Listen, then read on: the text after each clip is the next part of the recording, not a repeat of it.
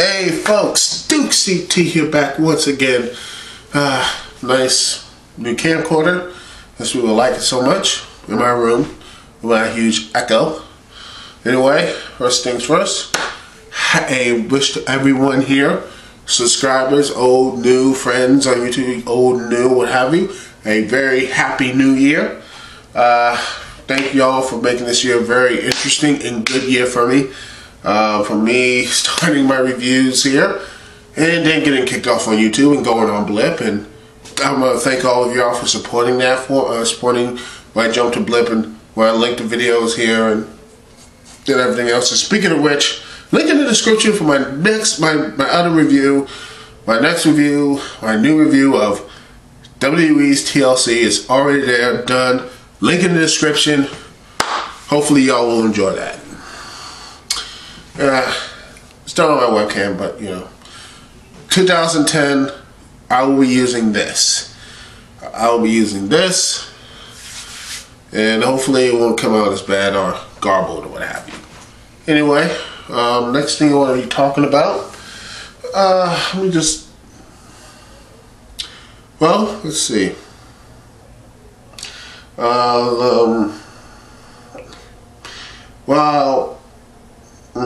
I was going to talk about a little bit of TNA if y'all don't mind, because, well, another thing besides everything else, I want to ask y'all a question.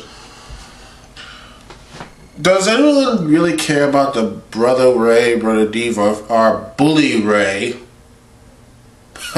subtle, feuding? And I honestly don't care about that, and most people don't. Nothing against Devon and nothing but Ray. They're just, I mean, I really wish they really truly did retire at Turning Point. You know, it would be nice. Would have gave the Motor City Machine Guns over, you know, as a team that actually defeated the, Dudley Boys, and they go off on the sunset, released, and just stay behind as agents. That would have been nice. No, Martina needs to do the swerve. Why is Vince Russo still there? And speaking of swerves, has Pope turned face again yet? At this point, I don't even know. He was face when he came back against Kurt Angle. Then he turned heel when he joined with Sting and Kevin Nash. Then he turned face after he was there proven right, saying he was going to fight the good fight. And then after getting a casket match, which I have no idea why they have a casket match with The Undertaker, but he turns heel, and again, why? I have no idea. But we all know Vince Russo probably has something to do with it. I have never seen a wrestler take so many turns in so little time. Face, heel, face, heel. In a matter of like 2 months or 3 months, he came back. I think after that injury, I think was it August, July? I think it was July. No, I think it was August. Yeah, I did that match angle. It was August. If not, please correct me. And then he turned heel after he didn't get his title shots and everything, stopped believing Bischoff. Then he turned, joined with Nash and Sting, and well, after that debacle at Bound for Glory, which everyone, that blind man can see coming, that Jeff Jarrett was going to turn heel, they somehow turned face again, and then after that, at October 14th, debacle, which has to win the Gooker of the Year. I'm sorry, it has to. I mean, there has been so many bad stuff. I know the NXT 2 season finale was bad, but let's be honest. Let's be real, folks. It took, what, 75 minutes? 75 minutes until any real wrestling came on, and that was in a 2-hour show. 75 minutes. And most of that including backstage segments of, backstage politics and all that crap, and Pope turning face and all that good stuff. And nothing really came out of that looking. No one looked good after that show. Not the heels, not the faces. Honestly, everything was just. I can honestly, it's like at some points it's like the Star Trek Enterprise's A Night in Sickbay, where it got big ratings and it just collapsed after that. You know, they were having on Enterprise. A Night in Sickbay got like huge ratings, and after that show, it dropped off. 1 million people left, and since then, after 1.5 after Bound for Glory, guess what happened? The whole thing just dropped off. Heck, during Thanksgiving episode, it was a 0.8. Even though last year, last year's was like a 1.1 or anything else. They didn't make any excuses then. Anyway, let me get back to that Pope and everything else. He turns face, fights Abyss in his communion match when his people betray him, and then goes on with this casket nonsense, and then get his balls ripped apart in a casket match. I don't know. And then gets claimed to be reborn and turns heel or becoming a dog fighter. I have no idea what they're doing with him. I mean, I try to follow. I'm trying to be as nice and try to be as open-minded as I can with TNA, but just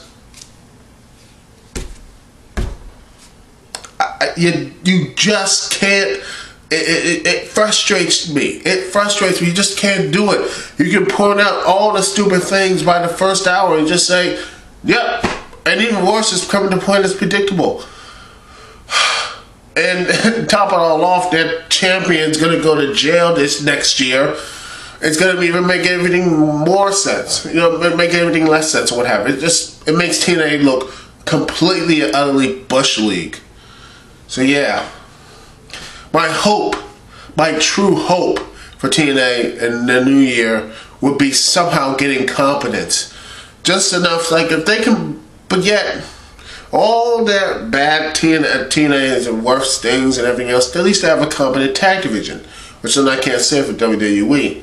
And not joining on Kozlov and saying he'll actually like that tag team, but I don't see who else is there. Nexus and the Usos. Oh, and the random team of Darren Young, Yoshitatsu / Mark Henry or what have you. I don't know what else to say about that. You know, just no tag teams whatsoever.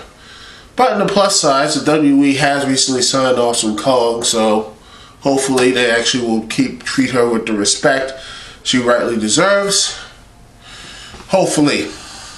I'm really hopeful that they do. Well, let's see. We talked about John Cena getting injured. Okay, well, I got let's see. Well, WWE on the hand though, let's see. Oh, one more thing in WWE. I have a sneaking suspicion Miz is not going to keep that WWE title till WrestleMania. If they're smart, or if they want to draw money on their shows, what have you, they would actually build that joint up till, say, I don't know, WrestleMania. I think having them hold that belt to at least to WrestleMania, or God forbid, some people are saying they should have that joint have Miz hold that belt to SummerSlam, which I know that's like a little bit more pushing it. But I think WrestleMania would be a great time to drop it from him to Morrison, to really insist that Morrison can be that upper mid card, to really show that there is a youth movement and show that yes, there is some positive and everything else would be great to see. But I have a sneaking suspicion that it's going to be something. The WWE, since their buy rates are going to the crapper, I expect them to actually do something. I think they're going to do something predictable. It was seen on the shelf. It's going to be either being, well, Orton holding the belt again, or Triple H coming back and taking out Sheamus but winning the belt as well. I just got a feeling, and hopefully they don't panic. Hopefully they could just tell the shareholders, saying, hold on, wait a minute, let us do this thing here, and we're done. Let us do what we need to do, and let us have this, and you can draw, we can draw with this. That's my hope, anyway. That's all I gotta say here. Dukesy to you. Peace and love. Nice little 10-minute video. This new camcorder. And I will be using this camcorder for, you know, maybe some more vlogs, but the webcam will still be used in some capacity, what have you. Anyway, it's Dukesy to you. Peace and love. I will see y'all when I see y'all later.